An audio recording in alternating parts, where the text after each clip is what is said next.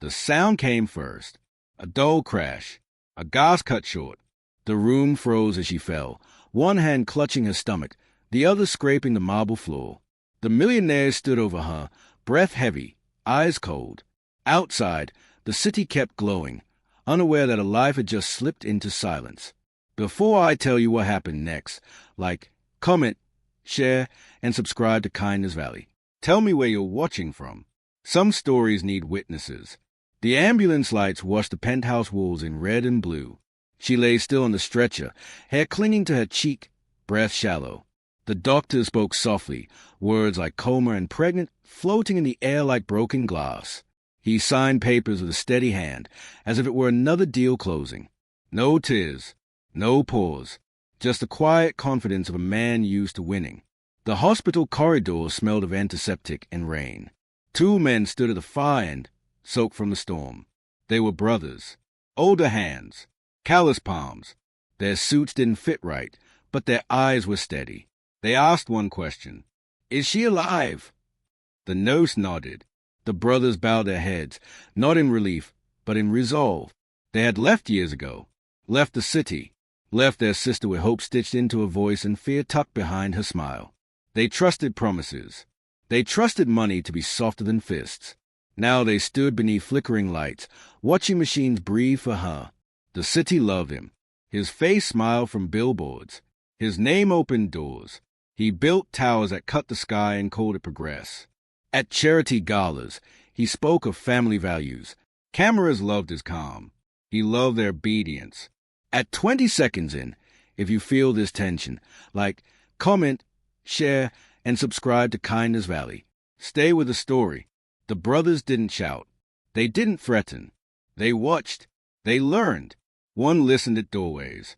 The other read filings and footnotes. They noticed how silence followed him, how people lowered their eyes. They saw the mirrors in his office, polished to perfection, reflecting a man who believed he was untouchable. Days passed. Sunlight slid across the hospital room, touching her face, then leaving. The baby's heartbeat tapped a quiet rhythm, stubborn and alive. The brothers sat in the chairs that never got comfortable. They spoke to her in whispers, about dust on old roads, about laughter by the river, about coming home. The turning point didn't arrive with sirens. It came with a folder, thin, ordinary. Inside were signatures and dates, patterns hidden in plain sight. Shell companies, pressure tactics, a charity that wasn't, an accident that wasn't either. The brothers had found the cracks. They took the folder to people who still remembered favors unpaid, to a journalist tired of smiling headlines, to a board member who had once been humiliated and never forgot. The city began to murmur. A rumor here, a question there. Stock tickers trembled like nervous birds. He noticed the silence changing. Meetings grew shorter. Smiles tightened. The mirrors reflected something new. Doubt. He went to the hospital alone, late at night. He stood at the glass, watching the machines rise and fall. For the first time, the city wasn't watching him. He whispered, I didn't mean it. The words sounded small. They didn't cross the glass. The moral climax arrived without shouting. The boardroom was bright, blinds half open, dust floating in the light. The brothers sat at the end of the table, hands folded. He laughed at first. Then he stopped. The folder opened. Names landed. Dates aligned. The room grew quiet, the kind that presses on the chest. You built fast, one brother said, voice even. You forgot foundations. There was no punch, no threat, just truth laid flat. Regulators stepped in. Partners stepped back. Accounts froze. Towers stood tall, but hollow.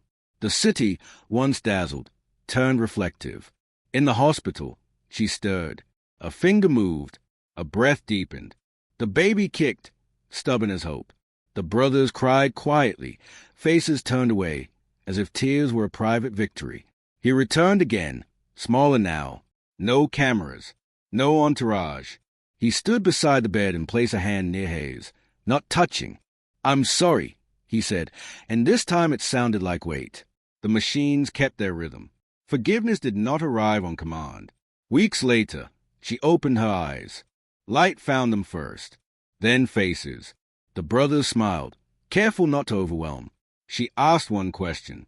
Is my baby okay? The answer came with nods and breathless relief. Life didn't snap back into place.